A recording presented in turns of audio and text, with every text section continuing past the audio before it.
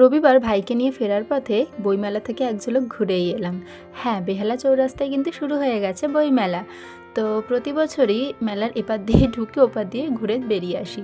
তার কারণ আমাদের খুব একটা কিছু বই কেনার থাকে না, আর বইমেলা মানে খাবারের দোকানও তো বসে না খুব একটা। কিন্তু ইদানিং তো আমার ভাইয়ের বই পড়ার ভীষণ নেশা হয়েছে, তাই প্রতি বছর শুধু শুধু ঘুরে এলেও এবছর রীতিমতো কিছু টাকা খসানোর পরেই বাড়ি ফিরতে পেরেছিলাম। আমরা মেলায় ঘুরতে ঘুরতে মাকে ফোন করে জানতে পারলাম মাও প্রায় চলেই এসেছে, তাই একান্ত জোর জবরদস্তি করে মাকেও ডেকে নিলাম মেলায়।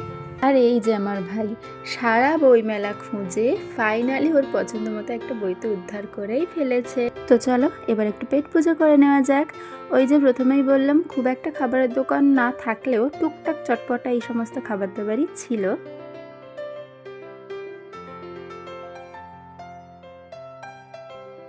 আজকের ভিডিওটা তাহলে এই পর্যন্তই থাক, দেখা হবে নেক্সট ভিডিওতে।